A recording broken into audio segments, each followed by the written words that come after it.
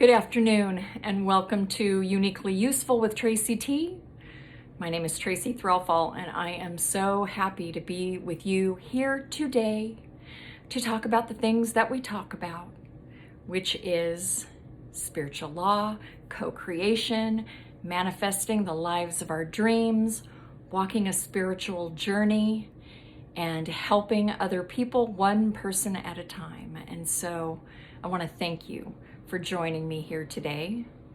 Again, I want to encourage you that if you find anything in this video that is helpful to you, please like, subscribe, comment. This is how I support this ministry. And so, what a week we've had. And here's the thing, if we commit to breaking the chains of negativity, if we commit to removing those things that are blocking us off from the sunlight of the Spirit and each other, we're going to have plenty of opportunities to practice. And so definitely had that week this week. And did I handle it the way that I would have liked? Not really. I'm still kind of trying to figure it out, just like the rest of us. But you know, through it all this week, I was able to clarify my mission. In Florence Scovel Shinn's book, The Game of Life and How to Play It, there's a passage there where it talks about if one or more can hold on to the vision, then we can create. So, but on our own, we're going to waver. We need that person to hold the vision with us. So what I want you to know is that I am holding the vision with you today. And I definitely need you to help hold the vision with me. Because we want that life, right? We want to be happy, joyous, and free. We want to be a blessing to our families. We want to be able to be there for them in a positive, helpful way. And it can be really difficult. I know for a fact that negativity is a drug. I have taken advantage of it myself. Because what negativity does is it takes us out of the moment.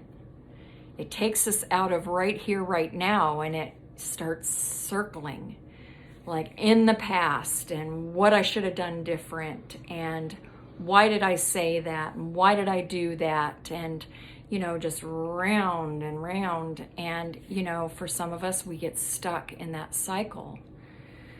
So I also want to thank everybody that has joined me on this practice in holding the vision for me, because it can be very challenging, especially with people that we are very close to and people that we love. So anyway, yeah, very intense week. And I was given that opportunity again to be standing over the manhole, looking down into the sewers again. Oh, there it is, where my disease lives. Guilt, shame, remorse, you shoulda, coulda, woulda. One of the best books that I've ever had the pleasure of reading is by Michael Allen Singer, and it's called The Untethered Soul. And in this book, he likens that voice, that negative, critical, nagging, dehumanizing voice. And he talks about it like the bad roommate sitting at the end of the sofa, screaming these terrible things at us.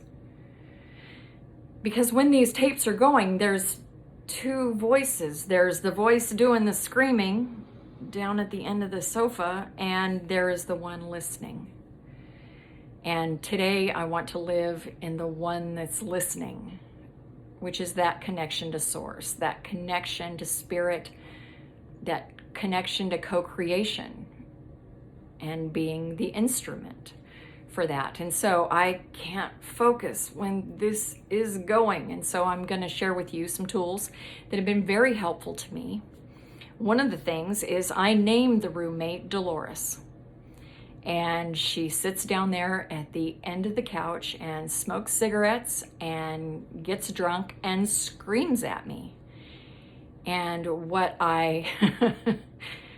as soon as I can hone in on that and separate who I really am from that, I get almost immediate relief. But, I used to say, that just by recognizing that and that it wasn't me, that was enough. But there was actually some more work I had to do around that. I had to shrink Dolores down to the age that I could love her unconditionally, which is anywhere from infant to 2.5 years old. And especially when Dolores is being a piss, I get her down to about toddler age. Her name is Lolly. And come here, honey. And I pull her up into my lap, and just like that toddler that's fussing and screaming and, getting all worked up, I hold Dolores close to me. I stroke her sweaty little curls, and I give her a kiss. And I do that until I can calm down, until I can quiet that disturbance. A lot of times that works. I also, for a long time, would take Lolly by the hand and walk her over to 32-year-old Hot Jesus, who sits on a big rock beside a stream, the forest around him. And I go see him in my internal life there. And I take Lolly by the hand, still fussing, still just won't stop. And I put her up into 32-year-old Hot Jesus's lap and leave her there. Turn around and go. Until it was pointed out to me by somebody who I'm very close to that maybe I was the one that needed to sit there with 32-year-old Hot Jesus and let him soothe me. Regardless, I hope some of that is helpful to you. It also works really great on our perceived enemies, of which there are no enemies. There are just people reflecting back to us something that is wounded in ourselves, something we haven't brought up to heal. If somebody's pointing out our defects, that can be very hard to hear. And again, with a mind that wants to constantly replay this type of thing, Dolores down at the end of the couch, screaming at me over and over, I have to take these people that are causing me difficulty and shrink them down to the age that I can love them unconditionally. Because the truth is that anger is a secondary emotion, and the underlying emotion to all difficulty is fear. And I don't know about you, but really, and somebody very close to me helped me with fear of rejection, fear of abandonment, fear of rejection, fear of abandonment, fear I don't want to get what I want, fear that you're going to take it away from me, fear of rejection, fear of abandonment, fear that you don't love me in the way that I can perceive it. The list is endless. And those fears manifest themselves in ways that block us off from being able to hear the intuitive voice, the creative hunch, that positive flow that's going to allow us to co-create with spirit, with source, to the life of our dreams. And so it's really good to have a partner, somebody who is on a similar journey, who is committed to being in harmony with spiritual law, with source. So I'm very mindful about who I surround myself with these days, and You know, I've got to keep that energy and that vibration up. And I hope whatever that is in your life that you're doing the same. That you're creating that safe space for yourself. That you have that time in your day where you're moving your body, because, oh my God, in these times of difficulty and darkness, getting on the rowing machine clears the channel in a way that I can't get just sitting on the couch. Plus, sitting on the couch, I sink into the glass Pop-Tart, scroll, scroll, scroll, scroll, scroll, television, illusion, illusion, illusion. So working my body, working on the rowing machine is a way of creating that level of self-care and giving Source a way to communicate with me. And one of my spiritual teachers was talking on YouTube today about, you know, meditation is difficult for all of us because our minds are just scrambling to this piece of information and to that little bit of drama and to this bit of gossip and, you know, what's going on over here and what's going on over there, and to be able to quiet the mind. And she talked about finding a note, finding a sound that we could hone in on to quiet the disturbance and allow spirit to communicate with us. So mine is the on the rowing machine. And so it was very interesting today. And I listened to Abraham Hicks the first half hour. Second half hour, I turned off the YouTube and just practiced while I was rowing, listening to the sound. And it was so interesting to see the thoughts that come up, both negative and positive, and just objectively watching those come up and watching them go, watching them come, watching them go. So again, I created this ministry for us to be able to witness each other's journey, to witness each other's healing, support each other, and hold the vision. And so I am willing to do that in any way that I can to help you. Whether it's removing those blocks, clarifying what it is that we really want, because so many of us go through this life not knowing what we really want, knowing what we don't, talking about at length about what we don't, but creating what we want and moving towards that. So good. So let me know how I can help you with that.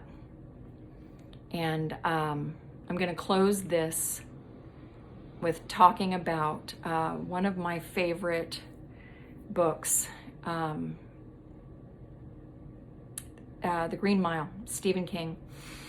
And his character, John Coffey, had this ability to touch and put his mouth over the mouth of the person and inhale their negativity, take it away, and breathe it out. And he would throw his head back, and it would come out like a cloud of bees. And, you know, my friend, Reverend Kate, is doing a ministry on sound, chanting, song, the spiritual power in that. And on my rowing machine this week, I was able to, when I was done, sit, throw my head back, open my mouth, and do a long, loud Om, releasing all of the negative energy I had accumulated over the last few days. And the relief from that. So I want to thank you, Reverend Kate, for that useful tool. You know, I've been told that I have allergic asthma and COPD, but to listen to that Om, you wouldn't know it. I am well. I am well. Our life is the sum total of our thoughts and our beliefs about ourselves and the world around us, every single thought has brought me right to where I am right now, good and bad.